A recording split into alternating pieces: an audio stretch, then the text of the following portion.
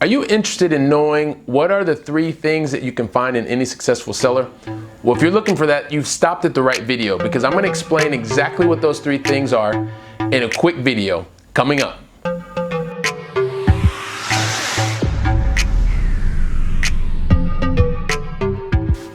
Hey there, it's Billy with Keep On Cash Flow. I'm back once again to share some tactics as well as strategies that are going to help you to go out and make more money.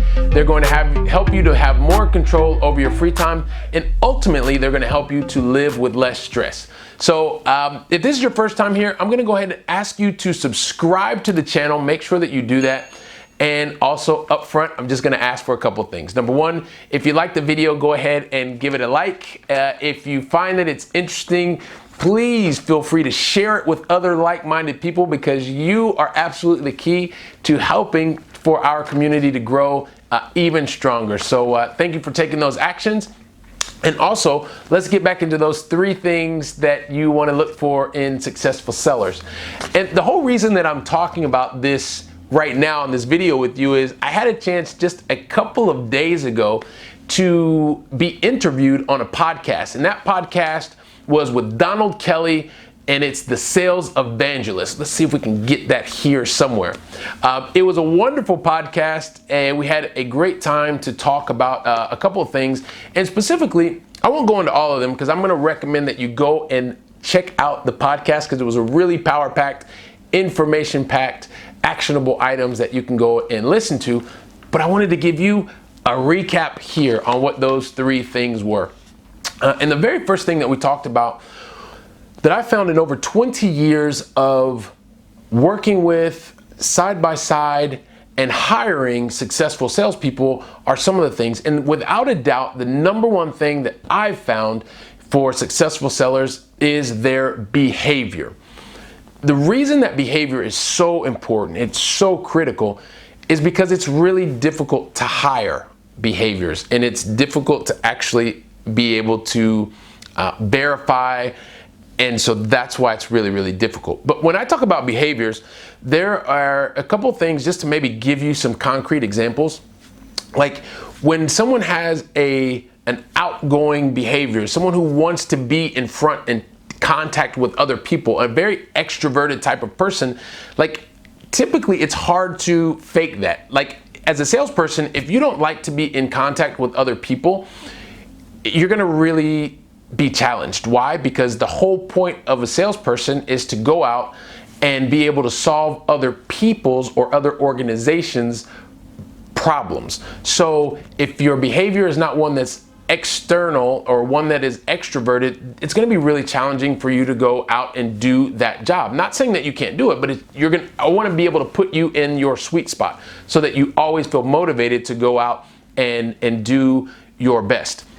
Other things, someone who's absolutely proactive, like a salesperson, when you realize that you have an entire account set, or you have a territory that you need to cover, or you need to pick up the phone and call new prospects for your real estate deals, if you're not proactive in doing that, the work is just going to accumulate and accumulate and accumulate, and it's going to be very difficult for you to move forward. And at the end of the day, you want to continue to move forward with your prospects, with your customers, so that you can help them to solve whatever it is their business need is. So number one thing, without a doubt, is being able to find and hire the right behaviors.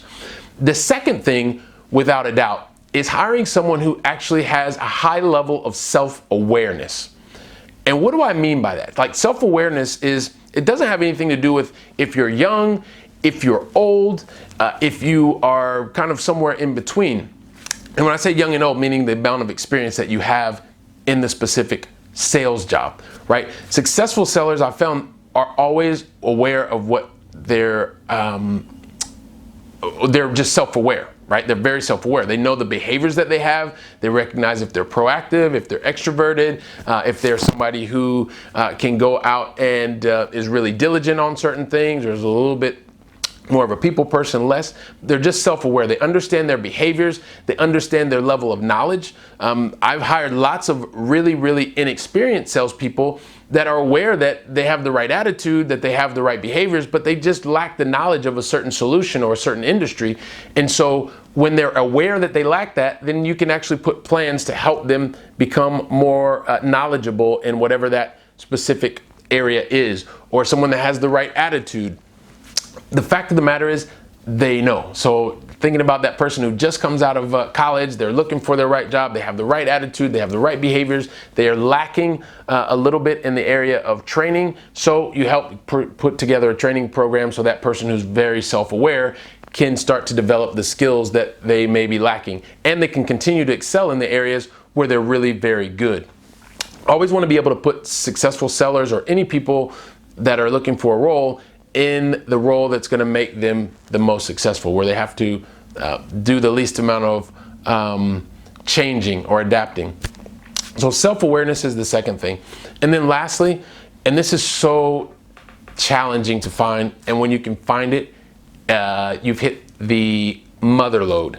And that is someone who is able to self-manage, meaning that the person, the seller, doesn't need to constantly go and ask for permission, look for approval. They're able to self-manage. And the reason that they're able to do that is, first of all, they can diagnose the situation. This is something that I learned a long time ago when I was getting started in sales and from one of my sales trainings. But this is being able to understand first the situation, diagnosing the situation. Once the situation, you understand that you want to go out and talk to an X number of sellers, then you actually have to start. Once you've diagnosed it, then you start. And you go out and you start getting feedback. You're executing against your plan as a successful seller. And then once you start to get feedback, then you stop and you recognize were you on track, off track, and you start to correct the actions that we're taking so that you can get the results that you were looking for. And then you go back into diagnosing the situation where you are, then you get started again, and then you correct. So it's kind of like a circle that goes around and around. And the person that is able to do that is really the only thing that you need to do to help that successful seller is really maybe just fine-tune things. But the fact of the matter is that if that person is already self-managing, then wow, you're managing by exception. And that's amazing whenever you are leading a team of people. So I just want to recap this really quickly because you can listen to the interview once again and go into more detail. Once again, that was the Sales Evangelist podcast, and you'll find it probably all over the place. I'll make sure that the team gets it out there. But number one, you want to make sure that you hire for the right behavior. Number two, you want to make sure that you hire and making sure that the person is self-aware. And third, it has the ability to self-manage. When you can hit those three, then you've put yourself in a position to really have a successful seller. And of course, coaching and mentoring is something that is ongoing, will always help to make sure that you get the optimal amount out of that potential seller. So the reason I love talking about this is, I think most of you know already, I still work in a big multinational, working in sales, and have worked with salespeople for quite a long time. And over the last 6 years, I have also been building my own business, using a lot of the same skills that I use in my multinational in building my business. I'm happy to share with you exactly the step-by-step process that I've used to become not only successful in the corporate world, but also and building my own business. And it's through something that I like to call the PLTO secrets. You can pick that up actually if you just go to keeponcashflow.com/roadmap. And then once you're there, just leave your email address and I'll ship that PDF to you. Actually, we have a brand new updated version of the PDF, so make sure that you pick that up. And then for those of you that are really serious, if you want to go into, there's a course that takes you step-by-step module to being able to get into real estate and build your business there. And yeah, so I'm just looking forward to you being a part of our community. And so we can stay in touch with one another. You can find us on all the relevant social media channels. And yeah, so let's be in touch. Definitely let me know what you thought about these 3 things that you need to look for successful sellers. Did it resonate? Did it not? I want to hear from you and definitely want to stay in touch. So this is Billy Keels with Keep on Cash Flow. That's my 2 cents for today. And as always, hasta la próxima.